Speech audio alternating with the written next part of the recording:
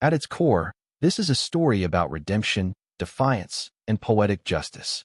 It's about a young black student who is underestimated, publicly humiliated, and racially stereotyped by a teacher, someone meant to guide and uplift. But instead of crumbling under the pressure, the student rises beyond expectations, using intelligence, resilience, and silent power to completely shatter the narrative forced upon him. This is a drama with undertones of social justice and emotional retribution. The tension doesn't just come from academic obstacles. It comes from the heavy weight of prejudice and the subtle war happening inside classrooms every day, where some voices are muted before they're even heard. This story isn't about revenge in a violent or cruel sense. It's about reclaiming dignity in a world that tried to steal it. It's about one boy's fight to be seen for who he really is, not who someone else assumes he is based on the color of his skin. In that sense, the genre also contains a strong coming-of-age element, not in the traditional sense of growing up through innocence and joy, but growing up through resistance, intellect, and quiet rebellion. The dominating emotion here is righteous anger that evolves into triumph. The audience should feel the sting of injustice in the beginning, and then feel the deeply satisfying catharsis when the tables turn. The story inspires empathy, but also empowerment, reminding viewers that the quietest people in the room sometimes hold the most brilliance. Why this title works? It immediately sparks outrage and curiosity. How could a teacher say that? The twist, then he proves her wrong, signals hope and justice. The language is emotionally charged, promising a powerful payoff. It makes the audience root for the underdog before the story even begins. Pushpin genre, drama/social commentary. Pushpin core theme, redemption through resilience. Pushpin emotional arc, injustice, pain, defiance, triumph. This is why your people never get ahead. The words dropped like shards of broken glass on the classroom floor. A few students gasped. One girl lowered her eyes and scribbled in her notebook, pretending she hadn't heard. The room stiffened, suffocating beneath the weight of something unspoken. And in the middle of it all sat Malik, 14 years old, quiet, brilliant, and now burning with shame he hadn't earned. He didn't look up. He couldn't. The heat crawling up his neck wasn't just embarrassment, it was betrayal. From the front of the room, Mrs. Granger, plaid blouse tucked tightly into her long skirt, stood with her arms folded across her chest, glaring down at him like he was a stain on the floor she couldn't scrub out. She had just asked a question, a complex algebraic equation most of the class didn't even try to solve. Malik had offered his answer softly. Too softly. She hadn't heard him the first time. "Speak up," she barked. So he did. Clear. Confident. Correct. But she didn't like that. "No," she snapped. "That's wrong. You should know this by now. It's no wonder your grade is where it is." And then, like venom, came the line that silenced the air itself. "This is why your people never get ahead." Malik blinked. His throat tightened. He wanted to say something. Anything, but the words refused to rise. His pencil snapped in his hand. No one spoke. No one stood up. Not one person came to his defense. And Mrs. Granger simply moved on, flipping back to the whiteboard like she hadn't just set fire to a 14-year-old boy's identity in front of 30 silent witnesses. The bell rang 20 minutes later, but it felt like 20 years. Chairs scraped. Papers shuffled. Voices returned. But Malik stayed seated, numb, as the rest of the class emptied out. He stared at the board, at the answer he knew was right. It still stood there, written in red marker, waiting to be erased. "She erased me," he whispered under his breath. Then, something inside him shifted. The shame began to cool, replaced by something else. Something deeper. Not hate. Not rage. Resolve. He stood slowly, grabbed his backpack, and walked out without looking back. But in his chest, a promise formed, quiet but unbreakable. She called him dumb. She would regret it. Not through revenge. Through proof. Through truth. Through brilliance so undeniable, even her hate couldn't hide it. Malik Thompson was not the kind of kid who raised his hand unless he was absolutely sure. At 14 years old, he had already mastered the art of invisibility, not because he was timid, but because the world treated visibility like a threat. He had learned early on that being the smart black kid came with side effects, jealousy, suspicion, and subtle punishments masked as discipline. He was tall for his age, lanky but athletic, with skin the color of polished walnut and eyes that rarely revealed his emotions. Those eyes, deep and thoughtful, were constantly absorbing, calculating, understanding. Malik didn't speak much, but when he did, it was with precision. His passion? Numbers. Equations. Systems. Logic. Math gave him order in a world that often felt chaotic. It was the one place where truth couldn't be twisted, where being right wasn't up for debate. Home wasn't exactly a sanctuary either. His mother, Deja, worked 2 jobs, a nurse during the day, a security guard at night. She was kind but tired, and every second of peace was earned, not gifted. Malik's father had left when he was 6. No calls, no birthday cards, no explanations. Just absence. And Malik never asked questions. Some voids were better left unmeasured. Their apartment was small but clean. 1 bedroom shared between them. Malik's corner had a folding desk, a second-hand laptop, and stacks of math books taller than he was. He had taught himself high school algebra by age 11, geometry by 12. Now, in the 8th grade, he was already sneaking peeks at college-level calculus tutorials on YouTube when the Wi-Fi worked. But no matter how brilliant he was, none of that mattered at Langston Middle School. To most teachers, he was just another name on the attendance sheet. To Mrs. Granger, he was a challenge, a quiet reminder that excellence didn't have to come dressed in pale skin and privilege. She didn't like that. And Malik? He knew it. He could feel it in the way her tone shifted when he answered correctly. The way she questioned his intelligence, but not others. The way she smiled when he stumbled and glared when he soared. Still, Malik never gave her a reason. Never talked back. Never gave her ammunition. But her comment today, that line, crossed a boundary he didn't even know existed inside him. It echoed in his mind like a drumbeat. This is why your people never get ahead. He spent that night sitting at his desk long after his mother had fallen asleep on the couch. He didn't cry. He didn't rage. Instead, he plotted his rise like a math problem. He remembered a quote from a book he once read. The best revenge is undeniable excellence. That would be his answer, not just to her, but to every system, every stereotype, every whisper that tried to dim his light. He opened a notebook and began sketching something that had been on his mind for months. A math competition coming up in the spring. Citywide. Open to middle school students from across the district. Mrs. Granger had mentioned it once in passing, saying it was too advanced for most kids at Langston. She never brought it up again. But Malik had found the details online. He had downloaded the sample questions, studied the formats, started training himself quietly, secretly. Now it wasn't just practice.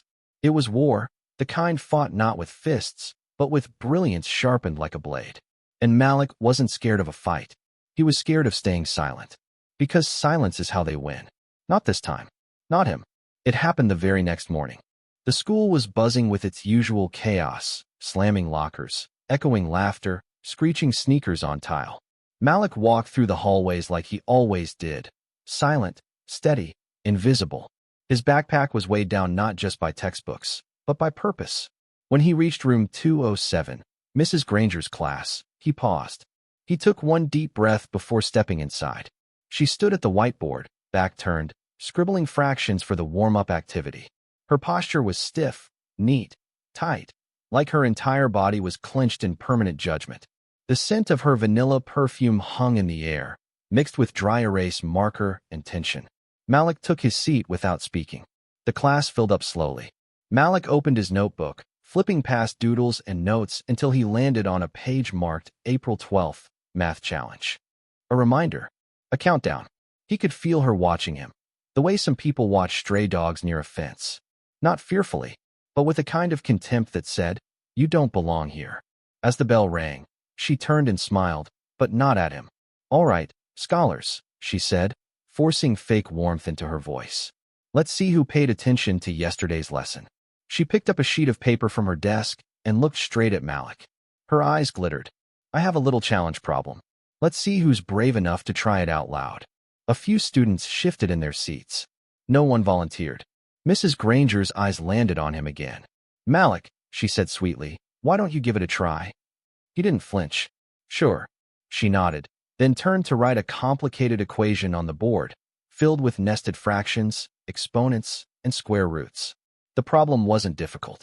It was just long. Malik began working it out silently in his notebook, methodically. His pencil moved like a scalpel, clean, precise, unshaking. 30 seconds later, he lifted his head. The answer is -5. A pause. Mrs. Granger blinked, then frowned. That's incorrect, she said, lips tight. Malik didn't argue. She turned to another student. Anyone else? No one responded. She looked back at Malik. Would you like to walk us through your process so we can see where you went wrong? He nodded, stood, and moved to the board. His hands didn't shake as he picked up the marker. Step by step, he rewrote the equation, explaining his reasoning as he went. The room was silent. Even Mrs. Granger didn't interrupt. When he reached the final step, he circled the answer, -5. Then, he turned and faced her.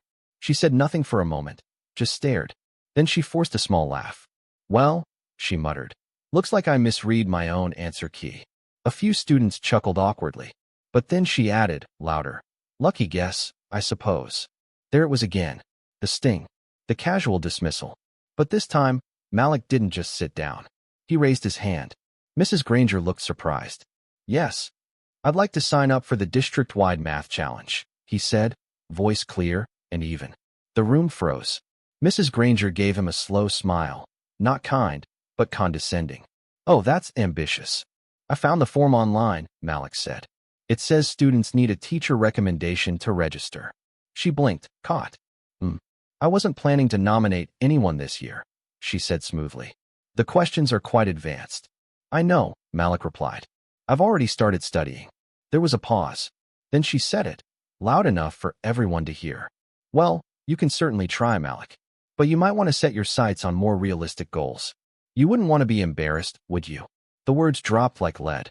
The class didn't laugh, but the silence after felt just as loud. Malik sat down, jaw clenched, heart pounding. That night, he didn't sleep. He stayed up watching practice videos, solving problems under a timer, building a strategy. He wasn't just preparing anymore. He was arming himself. The next morning, he printed the application, took it straight to the vice principal, bypassed Mrs. Granger entirely. The rules allowed that. She hadn't expected him to read the fine print. By the end of the day, he was officially registered for the math challenge. The confirmation email felt like a flame in his chest. He forwarded it to Mrs. Granger. No subject line, just 2 words in the body. See you there. That was the moment it all began, not the competition, but the war.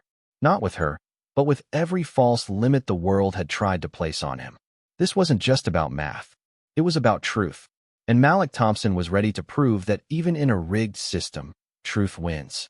The countdown to the District Math Challenge had officially begun. Malik printed out a calendar and marked the date in bold red ink, May 15th. That gave him exactly 4 weeks to prepare. Each day after school, while his classmates headed home or loitered outside with their phones and fast food, Malik made his way to the public library 3 blocks from his apartment. He claimed the corner desk near the window, plugged in his headphones, and opened the giant textbook he had borrowed from the university library downtown, Advanced Competition Mathematics. The problems were brutal, not just numbers and formulas, but logic puzzles that bent his brain in unnatural ways. But Malik wasn't deterred. He attacked each question like it was a locked door, and he was the key. Sometimes he sat there for an hour, staring at one equation. Other times he sped through pages with furious momentum. When he got stuck, he posted questions in online forums and waited for strangers from around the world to respond. Kids in Japan, India, Brazil, all sharing the same hunger to solve the unsolvable. But it wasn't just the studying that made this journey difficult. It was everything else. At home, things were falling apart. His mother had started working a night shift to pay the rent, and Malik barely saw her. His little sister, Destiny, was only 8 and needed help with her homework, but Malik barely had time. The guilt chewed at him. Every time he tried to study while she cried in the other room because she missed their mom, Malik felt like he was choosing math over family. Then there were the boys at school, the same ones who ignored him before suddenly had things to say. So what? You think you some kind of genius now. Math don't make you smart, bro. You still broke. Better not choke in front of the whole district. That'd be hilarious. Malik ignored them, but the words clung to his skin like wet clothing. One afternoon, as he walked past the lockers, he found his backpack dumped on the floor, its contents scattered. His notebook, The one he had spent weeks filling with calculations had been torn in half. He stood there, staring at the shredded pages, as students walked around him, some laughing, some pretending not to see. He picked everything up slowly, one item at a time. Didn't say a word. Didn't cry. That night, he rewrote the entire notebook from memory. His resolve deepened. Meanwhile, Mrs. Granger pretended none of it mattered. She didn't ask about the competition, didn't offer help, didn't mention the email he'd sent her. But every now and then, she would glance his way with that same tight-lipped smile, like she was waiting for him to fall. But not everyone wanted to see him fail.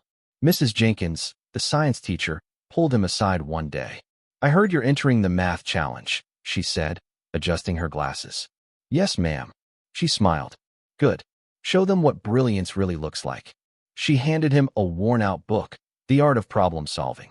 "This helped me when I was training for competitions. It's yours now." Malik took it with both hands, stunned. "Thank you." She nodded. "Finish what you started." That same week, his mom finally noticed how late he was staying up. "What's going on with you, baby?" she asked one night as she walked into his room at 2 a.m., finding him hunched over his desk, eyes red from staring at his notebook. He hesitated, then told her everything. She listened, arms crossed, nodding slowly. When he finished, she walked over and kissed his forehead. "You don't have to prove anything to anybody, Malik." "I'm not," he said. "I just want to prove it to myself." She smiled, tears forming in her tired eyes. "Then do it. I'm proud of you." For the first time in weeks, something inside him relaxed. Not because he had her permission, but because he had her belief. As the weeks passed, his practice times got faster. His accuracy improved. His mental math was like lightning. He even started holding little sessions at lunch, helping 2 freshman students who were struggling in algebra. He didn't talk much, but when he explained math, it was like watching magic flow from his fingertips. One day, Destiny walked into his room holding her own notebook. "I want to learn what you're doing," she said. Malik chuckled. "You're going to be better than me one day." She grinned. "I already am." And just like that, the burden became a purpose. It wasn't just about the challenge anymore. It was about the little girl watching him from the doorway. About the mom working 2 jobs and still asking about his dreams. About every kid in school who had ever been told they weren't enough. May 15th came faster than expected. The morning of the competition, Malik woke up before the sun. He put on his cleanest shirt, brushed his waves down until they laid flat, and tied the worn red sneakers he'd had since 8th grade. As he stood in front of the bathroom mirror, he saw something new in his reflection. Not a kid, not a stereotype, not a statistic, but a contender. He grabbed his backpack and made his way to the front door. His mom was waiting there, keys in hand. "You ready?" she asked. Malik nodded. "Yeah, I've been ready." They drove in silence. The district building loomed in front of them, sleek, modern, intimidating. Students from every school in the region were already inside, checking in. Most wore matching polos with school logos. Some had clipboards, tutors, coaches. Malik had none of that, just his mind. He walked into the registration hall alone, signed his name, and stepped into the room where everything would change. The competition hall buzzed with quiet tension, a thick silence only interrupted by the occasional cough, whisper, or rustle of paper. Rows of long tables were set up with students seated at equal distances, each with a blank answer sheet, a sharpened pencil, and a mind filled with pressure. Malik took his seat in the 3rd row from the front, near the center. He could feel the eyes of other students glancing at him, curious, judgmental, maybe even dismissive. He recognized a few faces from online forums and local school buzz. One kid from Edison Prep was rumored to have a photographic memory. Another from St. Peter's had been coached by a university professor. Malik had none of that, but he had something else, grit. The proctor, a thin man with a clipped beard and a clipboard, tapped the microphone. "Welcome, competitors. You will have 90 minutes to complete this round. Calculators are not allowed. If you need a restroom break, raise your hand. The test begins now." A synchronized flipping of papers echoed through the hall. Malik stared at the first question. A smile crept across his face.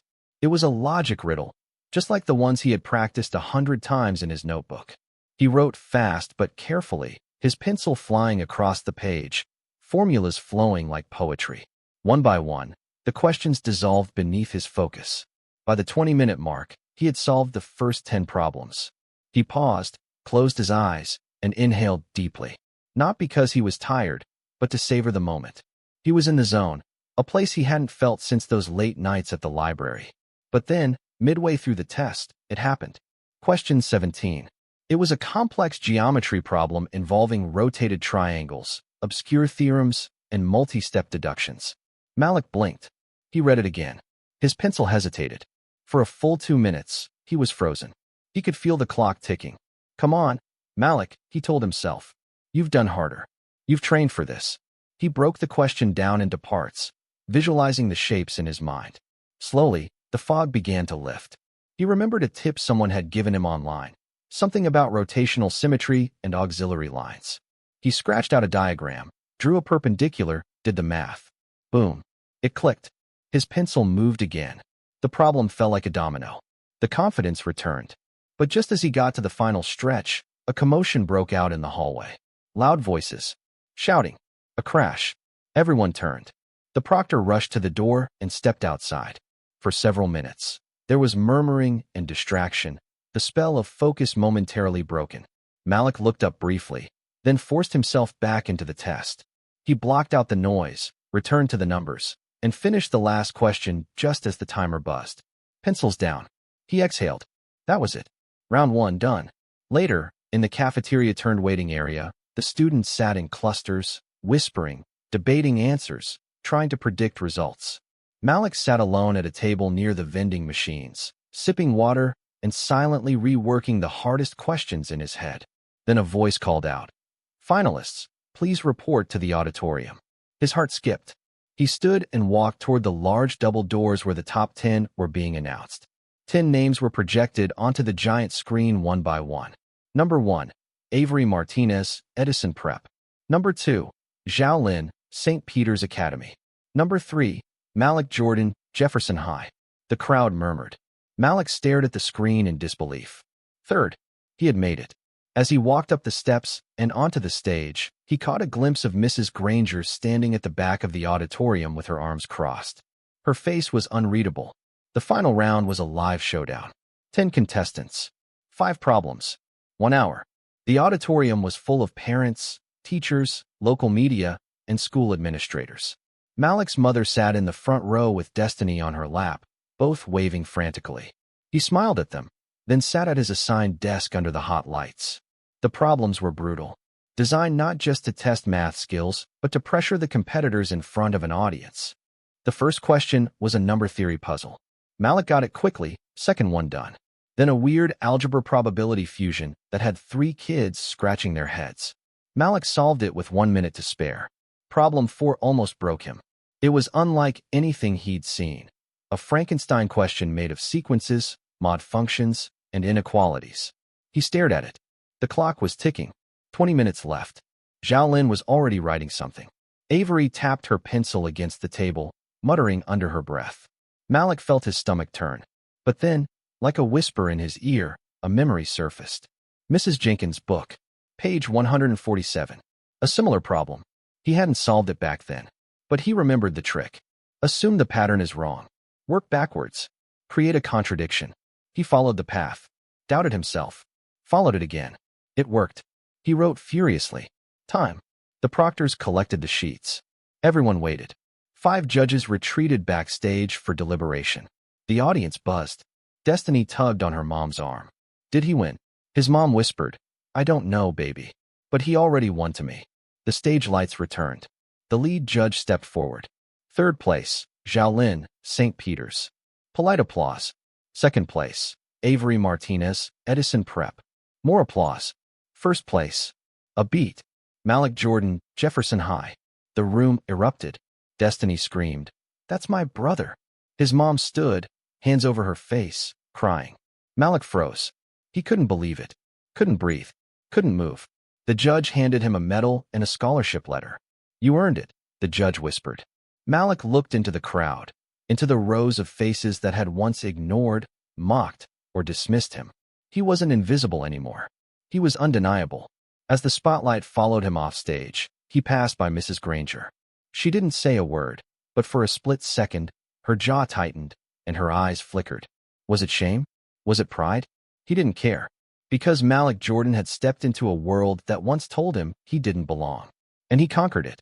The morning after the competition, Malik woke up to the sound of Destiny banging on his bedroom door. "Wake up, champ," she shouted, giggling. "You famous now." He sat up slowly, rubbing his eyes, still unsure if it had all been real. But the medal on his nightstand gleamed in the sunlight, and the scholarship envelope still sat open on his desk. It was real. All of it. Malik pulled on a hoodie and padded into the kitchen. His mom was on the phone, and when she saw him, her face lit up like he was coming home from war. "Here he is. The genius himself." "Yes, ma'am. I'll have him call you back." She hung up. "That was the local newspaper.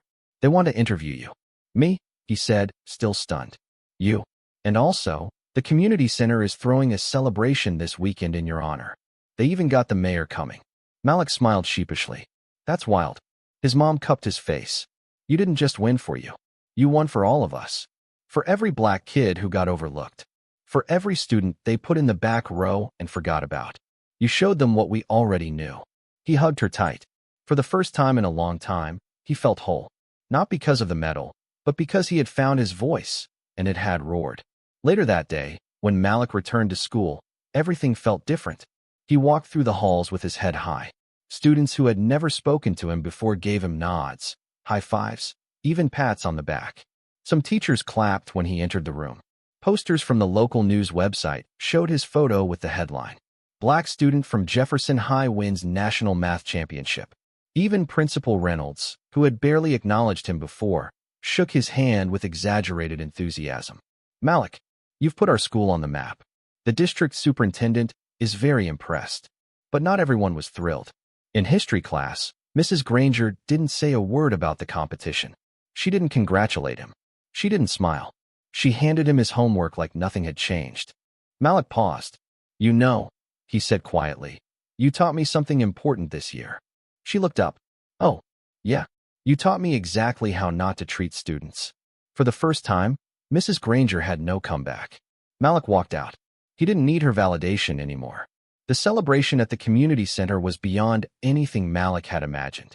The auditorium was filled with families, mentors, and kids from every corner of the neighborhood. Balloons hung from the ceiling.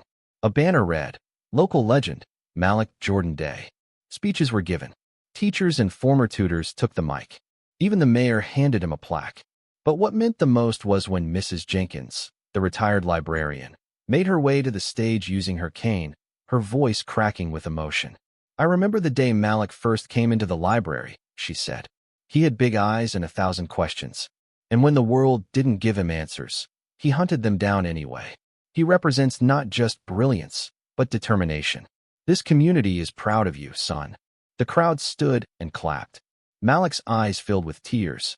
Afterward, he stayed to talk with younger kids. Some asked for advice. Others just wanted a picture. But one boy, maybe 10 years old, approached him with a spiral notebook filled with equations. "I don't get how to do this one," the boy said, pointing to a math problem. Malik grinned and knelt down. "Let me show you a trick." And just like that, the legacy began. Not just of a student who overcame prejudice. Not just of a boy who beat the odds. But of a young black man who turned injustice into inspiration. Months passed. Malik kept studying, kept teaching others, and kept moving forward. He got accepted into 3 Ivy League universities and received offers from top tech companies for internships. He chose MIT, not just for its prestige, but for what it symbolized, the opening of a door once thought closed. On his last day at Jefferson High, he visited the library one final time. The chair he used to sit in by the window was still there. He left behind a note tucked into the book that had started it all. "To the next kid who thinks they're invisible, you're not. You're powerful. Keep going." The bell rang. Seniors ran through the halls. Teachers shouted goodbyes. Confetti flew in the air. But Malik walked out slowly, savoring every step. Because this wasn't the end. It was just the beginning.